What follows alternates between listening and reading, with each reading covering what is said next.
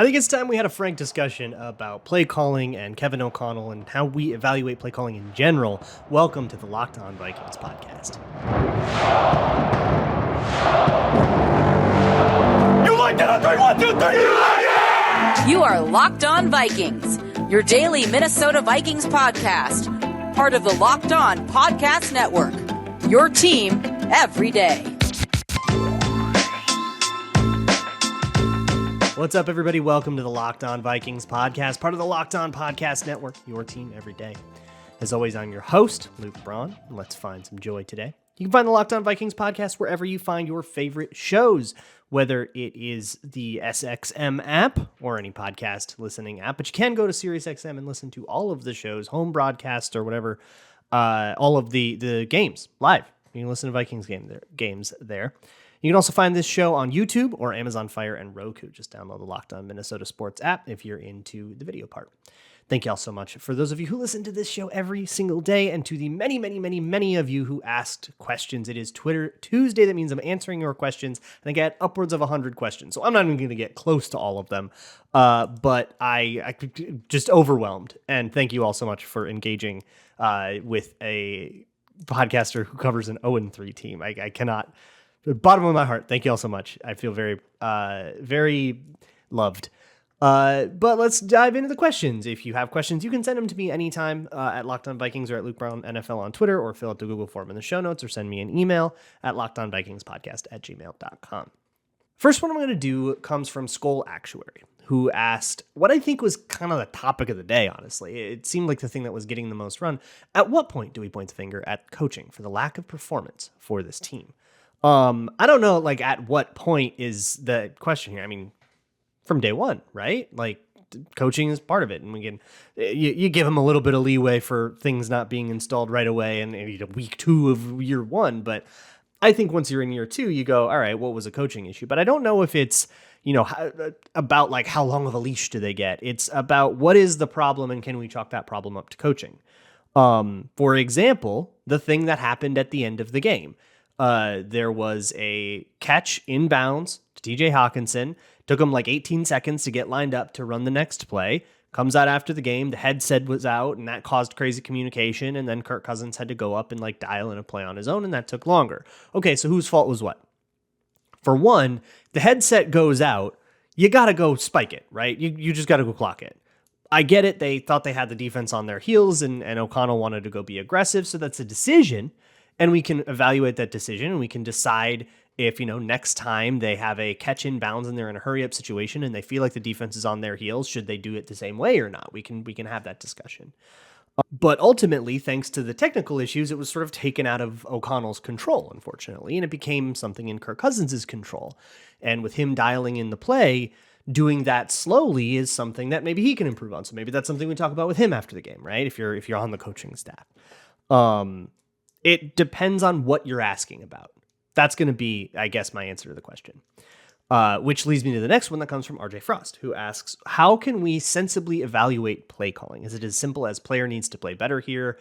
Good call, or maybe take a more process-oriented evaluation, looking at stopping particular objectives, etc. So for me, my play calling thing is I need to try really hard to understand what the point of a play call is, right? Of a play design. Why did you go to outside zone here? Why did you call this particular play? Were you trying to beat a certain coverage? Did it have something to do with the down and distance? For me, that takes a lot of effort to go through that question. Because it's not natural for me, right? Because I'm not born in this space. I'm learning a new language, right? I'm not a fluent speaker.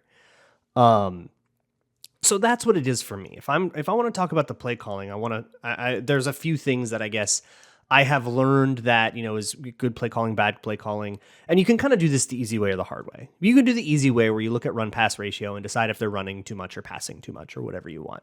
I don't think you get a lot of that out of that, honestly. I think it's not only a pretty boring discussion, but I don't think it's a particularly useful one. But the hard way is to actually try to understand what makes these concepts work, what they are trying to do. They're putting a defender in conflict, what they do against this coverage or versus that coverage.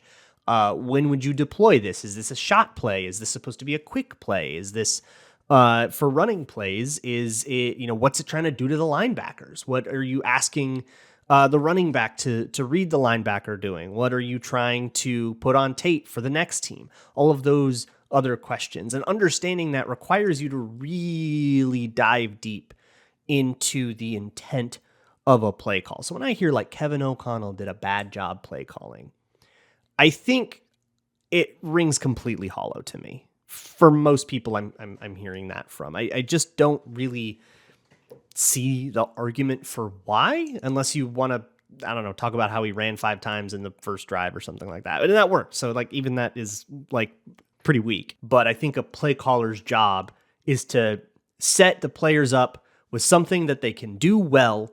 And if they do well, it works, right?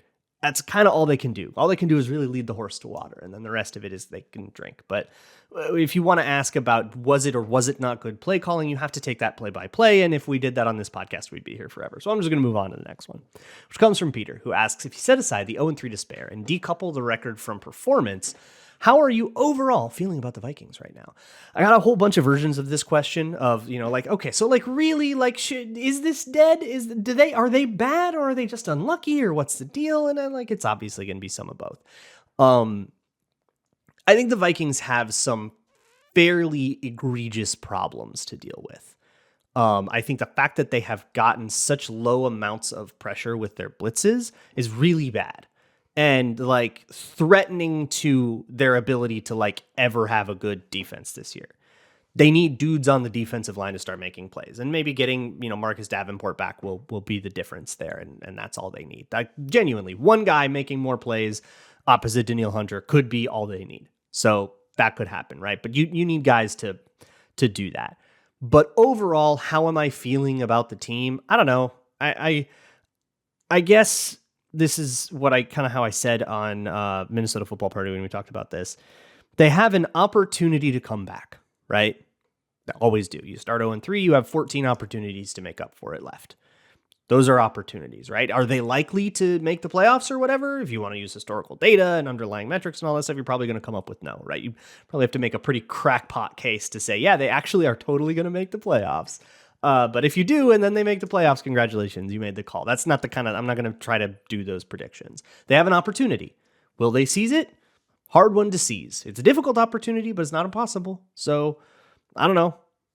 I think they're favored against the Panthers. That's how I feel about them right now. And we'll deal with the Chiefs week 5, and we'll deal with who's next, the Bears after that. Like, I don't know. When I get into the like rhythm of the season, it is so hard for me to look even 1 week in advance, rather than like people are asking you, what should they do with the trade deadline? I'm like, I don't know, man. That's like 6 weeks from now. I'm just trying to get my videos out. Well, ask me about the Panthers, and I'm not even going to think about the Panthers until at least like Wednesday when I'm doing the crossover with Julian. Scooter asks, please explain the injury/extra timeout scenario at the end of the games. How is this connected to the 10-second runoff? Okay, so the Vikings were out of timeouts, and then Justin Jefferson gets hurt. So when you take an injury timeout in the last 2 minutes of a game, and a player gets injured, if you don't have any timeouts, you get one grace thing. If somebody gets injured and you were just happen to be out of timeouts, they don't really want to punish you for the first guy that gets injured.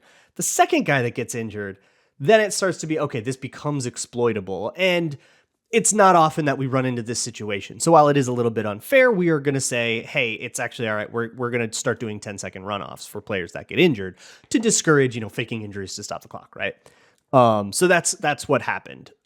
Justin Jefferson got hurt. He was just cramping. He was fine. Thank goodness. But that was our kind of grace injury, our grace timeout, and that stopped the clock. And then when TJ Hawkinson got hurt the next play, because that was the second one, then we needed to do a 10-second runoff. That's how that worked. Boy, there's so many other questions that I want to get to, and we're just going to get through as many of them as we can. Today's episode is brought to you by Nutrafol, the #1 dermatologist recommended hair growth supplement. Nutrafol is, their whole deal is that a lot of these hair growth products can have really adverse effects on your health. I've tried a couple myself, and they always had like these weird side effects that kind of made it hard. And I had to like choose between, am I going to be happy with what's going on back in the back of my head, or this other side effect, or do I have to choose like dealing with that side effect if I want that? Nutrafol doesn't want you to have to make that choice. They want you to be able to take control of your hairline and not have to sacrifice your health to do so. They use physician-formulated, natural, science-backed ingredients. It's drug-free, patented technology that provides consistent, reliable results without compromising your health elsewhere. To take the first step to visibly thicker, healthier hair for a limited time, Nutrafol is offering our listeners $10 off of your first month's subscription and free shipping when you go to Nutrafol.com/men and enter the promo code LOCKEDONNFL. Find out why over 4,000 healthcare professionals recommend Nutrafol for healthier hair. Nutrafol.com/men, spelled Nutrafol.com/men, and enter promo code LOCKEDONNFL. That's Nutrafol.com/men, promo code LOCKEDONNFL.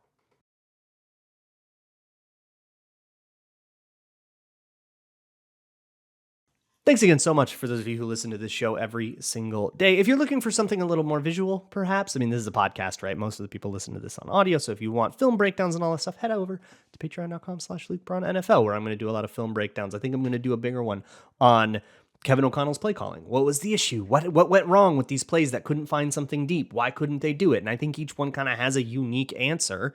And the only way to really find a pattern is to go through all of them. So I'm in the middle of making that, and hopefully it'll be out sometime this week.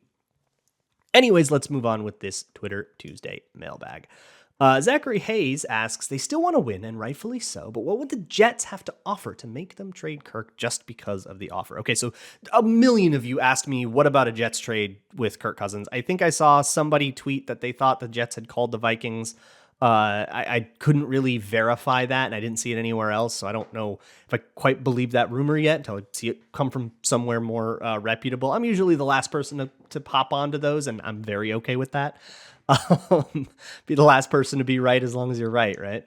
But here's where we're at with that. So the Jets are bad and dying, and I'm sure, like, I would be surprised to hear that they didn't reach out to other teams going, can we have your quarterback?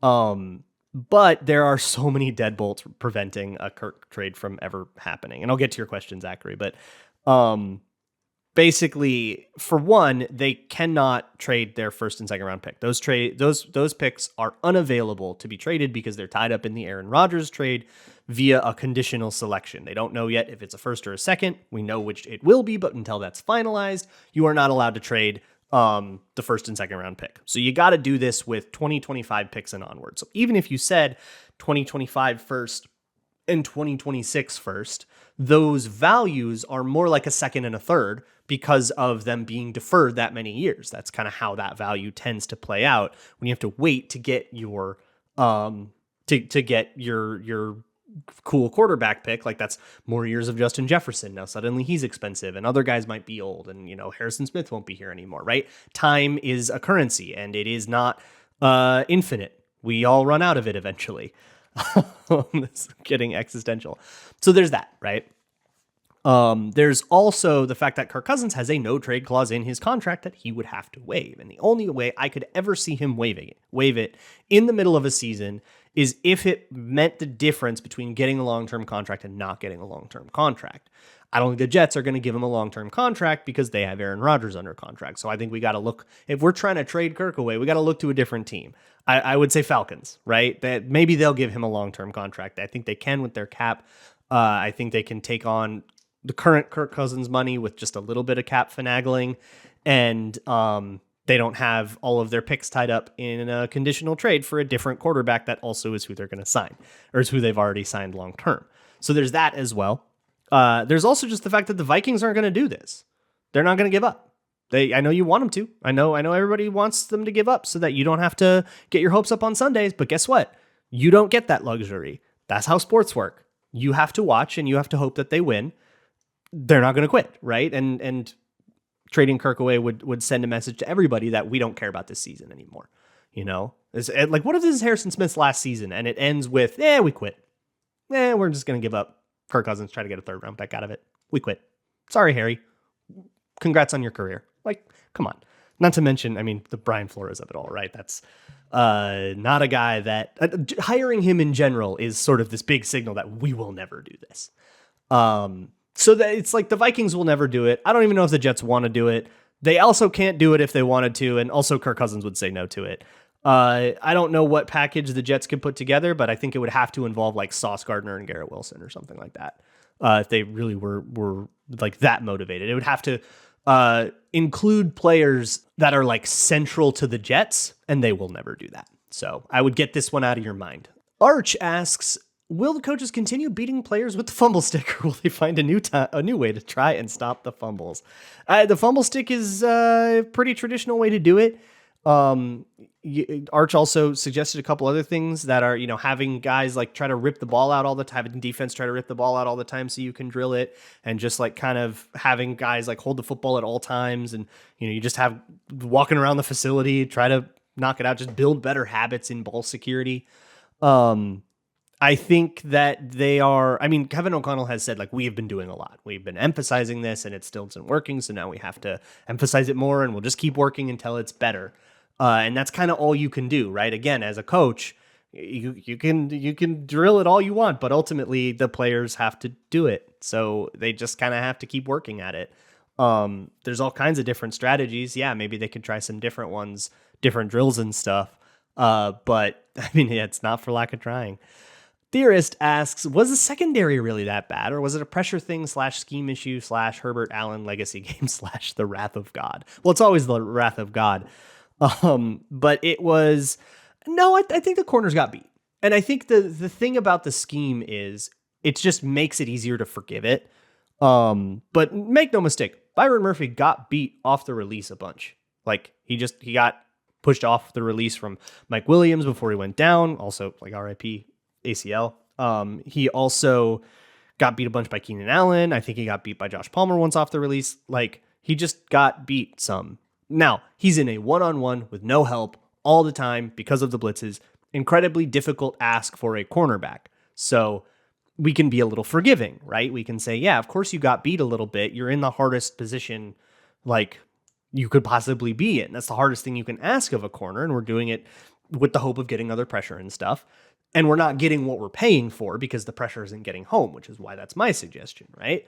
So how good do we expect the corners to be? I don't know how much more I want to expect from the corners, but make no mistake, that doesn't mean they didn't get beat. It just is a matter of how okay with it we're going to be and diagnosing the thing that will make the most impact realistically. And I think getting pressure will help make the cornerback's job easier as well. Oh boy, this list is just getting to me. I'm going to rapid fire a million questions coming up next. Today's podcast is sponsored by America's #1 gambling destination. It is FanDuel. And guess what? If you are new, you can go sign up at FanDuel.com/lockedon. Place a $5 bet on anything. Doesn't matter what it is, and it doesn't matter if you win. You get $200 back in bonus bets. So if you're in an eligible state or country or whatever, then go to FanDuel.com/lockedon, place a $5 bet, get that $200 in bonus bets, regardless of whether you win or lose. You can go bet on the Vikings to win a game. If you don't have any bath salts handy and you're looking for a good time, you can do that, but you can also get your mind out of the Vikings for a little bit and go bet on a Patrick Mahomes rushing total. QB rushing totals, by the way, QB rushing overs are one of the most consistent hits in sports betting. So you can go do that if you really care about your $5 bet, but really just do it to get the $200 back.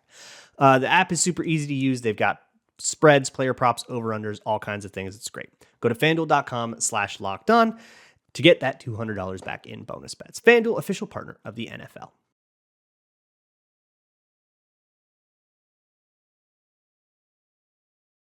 Keeping it going with this Twitter Tuesday episode of the Locked On Vikings podcast. Mitchell Dykstra asks, will we be susceptible to a season full of quick slants and bubble screens, aka death by 1,000 paper cuts due to the way the defense is set up? So kind of, yeah, it's just something that it's like a strategic cessation. Like it's sacrificing a pawn to get their knight, right? So you can get really frustrated with, man, they hit the slant every time. Why don't they do something about it? And the answer is because they're getting something, that's the cost. The cost is you get slants a lot. The benefit is, well, now they don't do anything deep ever, and the quarterback's getting hit a bunch. That is the idea. I mean, that's the cost benefit, right? And if you're going to evaluate cost benefit, you can't just evaluate the cost. It's something that is core to the system. Yes, there's just going to be slants all the time, and we have to retrain our brains to think, okay, success against a slant isn't causing it to be broken up. I mean, that's an incredible play. We've seen Byron Murphy make that play a couple times. It's awesome. But success is, did we tackle it immediately? And if we tackle it immediately, in the world of Brian Flores, that is a successful outcome against a slant. The offense is going to need more out of their slants to beat us because of the way that we blitz and play offense, right? Because they don't have necessarily the same opportunities for explosiveness, assuming the pressure gets home, which it doesn't, and then everything gets ruined, right? But that's not really a problem with the slants deal. That's a problem with not getting home on pressure. So are we doomed to die to death by 1,000 paper cuts? No, as long as we get home. But if the quarterback can be clean, then yeah, they can do whatever they want. Jacob asks, is there anything scheme-wise Flores can do differently to create pressure? Yeah, so they can... The stunts of it all is really... I'm torn on it because it does stress protections more, but the Vikings have been pretty slow at executing them. So maybe it's execute your stunts quicker. Be more agile about it, right? And then you can get into the quarterback's face faster. When Flores is designing these blitzes, they get a free rusher all the time. On the whiteboard, we did it, right? But we have to get there faster. So how do we get there faster? Get off the ball faster and stunt faster, quicken up your footwork, tighten up your execution. That's what we can do. Tighten up execution. Or maybe that means, I mean, if that means you have to put in a faster person over, a Jonathan Bullard or whatever, then that's what you have to do if you want to talk about like personnel changes or whatever. But whatever you have to do to get the execution to be tighter, I think that is what we can do differently to create pressure. Scheme-wise, whiteboard-wise, it is working as intended. It is getting those free rushers. It's just too slow to do it. There's a temporal element. Scholarship, I love that, asks, I want to understand why you're so confident that the front office plans to move on from Kirk after this year. I agree they seem hesitant, but we've also seen them drag their feet and then ultimately extend the player. Okay. I want to be absolutely clear. I am not predicting what the front office will do. I don't really know them that well. My theory that they are currently status quo is moving on from Kirk is just a status quo. Absolutely, things can change, and if he gets extended at the end of the year, my jaw ain't gonna hit the floor. Totally an option. But my logic goes like this. They could have extended him. They actually, according to some reports, had a pretty reasonable extension for him on the table. They said no to it.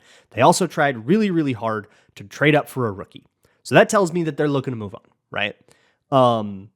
That said, they've even said this out loud in press conferences, they value keeping that option on the table for as long as possible, and they absolutely still see it as one of many options. So I don't know which one of those options is going to happen, but that's one of them. So if I had to guess, I would guess that they move on, but I am, I don't know, like 70% confident. Like this is absolutely not the craziest thing in the world to imagine them moving on from Kirk Cousins, but their behavior has said that I think that has indicated that they want to, at least right now. But hey, look, go make it to the Super Bowl. Things might change. Bit of a tough ask. Now, AG Skull asks, are run blitzes still counted in the blitz rate that is reported? Almost certainly not, because run fits and run blitzes look really similar, and the defense doesn't call a run blitz. They don't know if it's a run. A run blitz is, we called a blitz and you ran into it.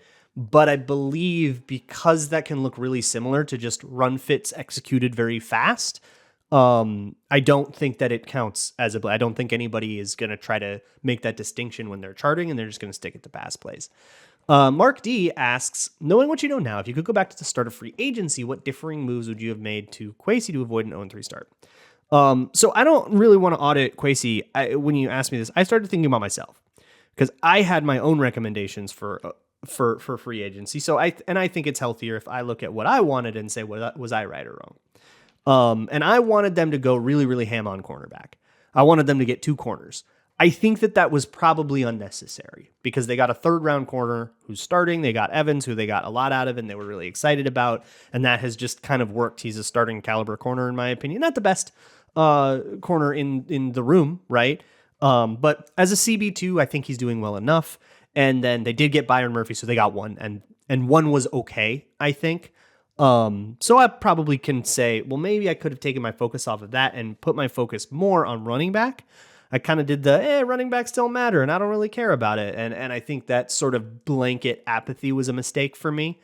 I probably should have kind of tailored it more to everyone's specific situation rather than just applying a generality. And getting a running back to compete with Alexander Madison probably was a good idea.